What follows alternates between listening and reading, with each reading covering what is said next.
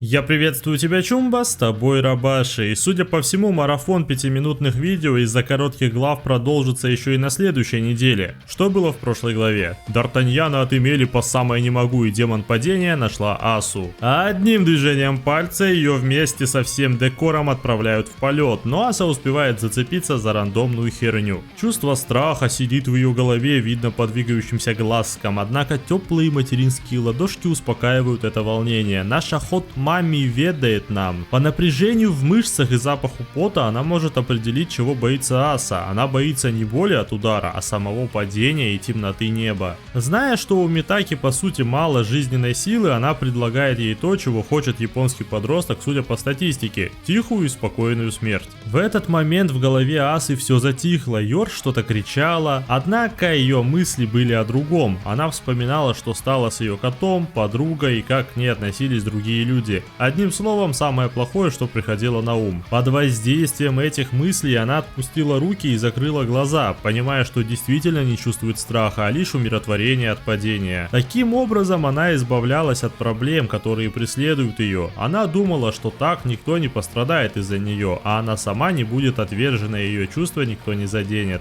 Больше не будет ночей, в которых она не может уснуть, прокручивая ошибки в своей голове. Однако среди этих депрессивных мыслей было и сожаление. Она хотела хотя бы с кем-то, всей душой, хоть с одним человеком. Троеточие, фраза обрывается. Добавлю от себя, почепердориться, любить друг друга прямо в душу, слиться, заскамиться, засямиться как кошаки, а тут тужиться. Лавки-лавки и без смазки. Короче, она явно хотела найти человека, которого смогла бы полюбить. Точнее, она хотела бы сама почувствовать любовь. И это стоит на первом месте, ибо она именно из того типа людей, которые любят, когда их любят. Помните, Аса очень капризный человечек, и немного в ней гнильцы все же есть. И вот уже готовясь умирать, тут появляется он, рыцарь с пилой в голове. Хватает Митаку за руку и начинает реалистичную наруто-терапию суицидником. Эта паскуда еще сопротивляется, бьет его, пытается выбраться из захвата и сдохнуть. Ибо она уже решилась. Жизнь боль меня динамят, держат за дуру, надежды не сбываются.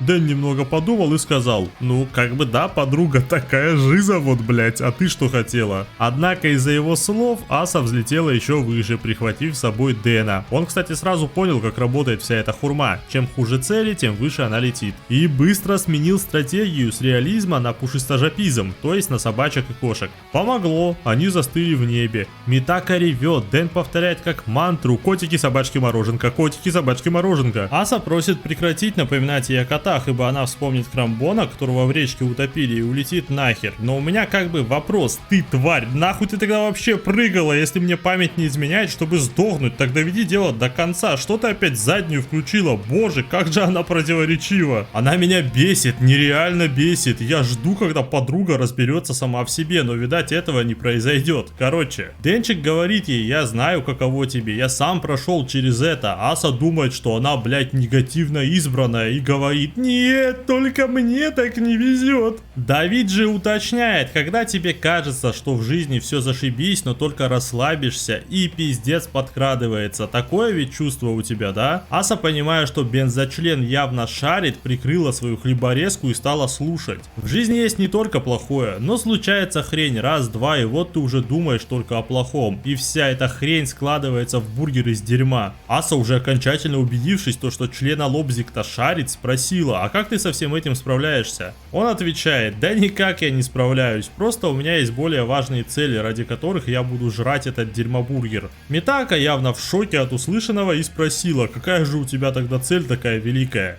Кекс, потрохульки, бледушки, похоть, жесть как хочу быть бензочленом, вот и вся цель. И на противной морде Асы глава заканчивается. Итак, чё почем. Аса вообще не изменяет традициям и вызывает во мне только чувство негатива, но почему это хорошо? Она максимально реалистичный перс, который хотел суициднуться от непонятости обществом и, конечно же, неудачных отношений. Ее действия по сути направлены на злобу дня ради завлечения японских подростков и некой помощи им, пусть и таким забавным способом. Короче, подлавливаю себя уже не в первый раз, что Митака как персонаж мега хороша, как личность, боже, как же ты меня бесишь, тварюга. По самому Дэну он не изменяет себе, и его потребности растут раз за разом, от хлеба с джемом до секса. Вопрос лишь в том, что будет после исполнения желания. Конечно же, депрессия. Любой успех, к которому ты шел, сопровождается радостью, а затем мыслями, куда двигаться дальше. Как бы странно ни звучало, но в последних 5 главах Дэн в сравнении с Асой намного более худший протагонист. Либо нас готовят к твисту для отвлечения внимания, либо Фудзимото плавно смещает фокус. Ибо за столько глав для меня главным героем является все же Аса, нежели сам Денджи. Во вторую часть Человека-бензопилы закинуто уже слишком много удочек. И Ветхий Завет с Библией, и пророчество Нострадамуса, и раскрытие взаимоотношений и психологии персонажей. Еще как-то нужно добавлять старых персов, которые выжили, раскрывать тему с всадниками и включать второго бензопилу в сюжет. Пока что на нашей доске слишком много фигур. Вышло 29 глав бензопилы. Для сравнения, в первой части на этом моменте умерла Химена. Да, вот так вот мало действий там было. А здесь же уже лютое мясо, с демоном голода, войны и чумы. И конечно же первородником. Сюжет идет быстрее, и пока что неактивные фигуры скоро залетят в ключевую историю, так что ждите передышку в 5 глав на чилы и объяснения и готовьтесь к основному экшону. С вами был Рабаши, лучшая благодарность — это оценка ролика и подписка, в том числе и на группы ВК и Телеграм. Я там прям процессы скидываю, как работаю, все самые интересности крутые, там, блядь, это без сука! Спасибо и увидимся в следующей главе 25 апреля. Чумба.